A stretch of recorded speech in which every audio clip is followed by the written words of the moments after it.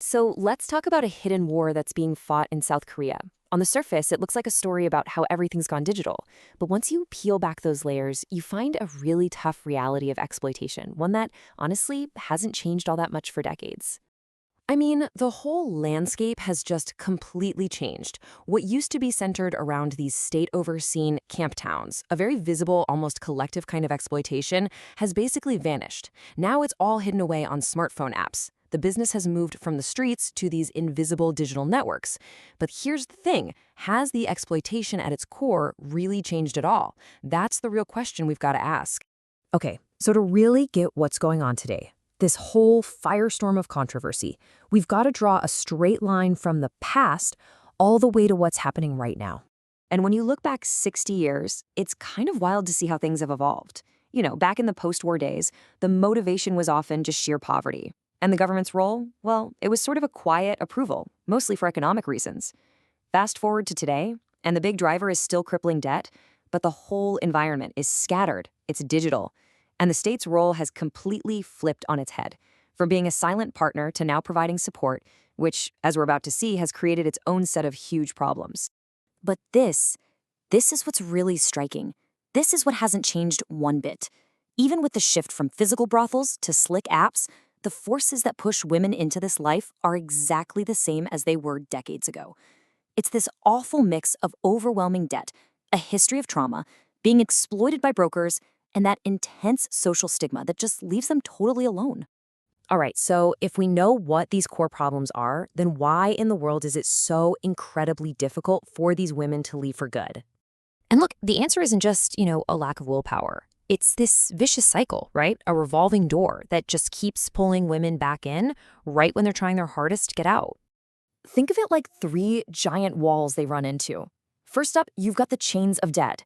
Many of them owe huge amounts of money to their brokers, and that debt doesn't just vanish when they try to walk away. Second, there's the wall of social stigma. The constant fear that their past will be discovered makes it almost impossible to get a normal job or build trusting new relationships. And third, there's the psychological trauma. Years of exploitation leaves these deep, deep wounds, depression, anxiety, and just a shattered sense of self-worth that makes building a new life feel like an impossible battle. And this quote, wow, it just nails it. It perfectly captures how massive this challenge is. We're not just talking about quitting a job here. It's about having to rebuild your entire foundation of life, your money, your friends, your sense of who you are, all while fighting against these incredible odds. Okay, so this brings us right to the heart of the public firestorm that's been blowing up lately. The government programs that are actually designed to help these women escape that very cycle. And it all kicked off with this. In the late 2025, an anonymous post goes up online, and the author claims they're getting these huge government payouts for leaving sex work. And this one post, it was like throwing a match on gasoline.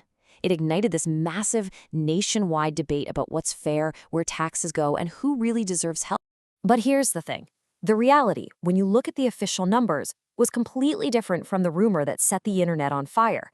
The claim was over 6 million won a month. The actual support? It's closer to 1 million. I mean, it's just a tiny fraction of that viral number. Just look at this. The difference is absolutely massive. The rumor wasn't just a little bit off. It was over 6 times the real amount of support and even made the average minimum wage look small.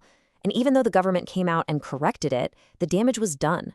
This idea, this story of unfair, massive handouts had already taken hold. So the total budget for 2026, for everything, we're talking shelters, counseling, job training, direct financial aid, the whole shebang, is 20.8 billion won. That's about 15 million US dollars.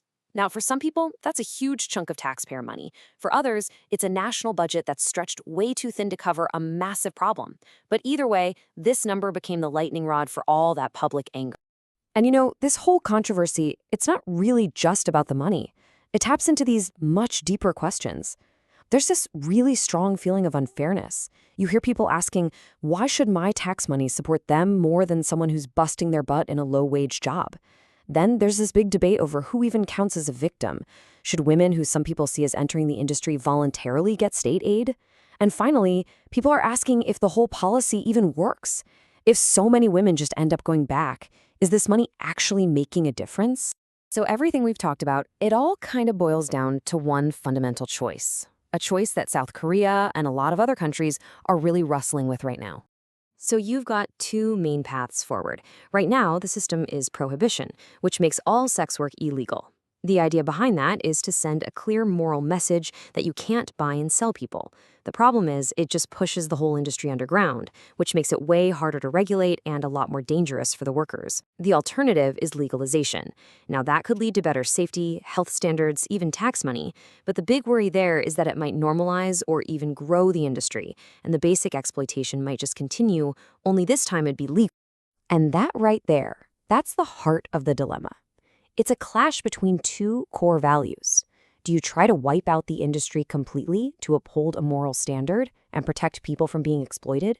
Or do you try to manage it so you can better protect the women who are already in it from getting hurt? There are no easy answers here, not when the line between being trapped by the system and making a personal choice is so incredibly blurry. The path forward is anything but clear.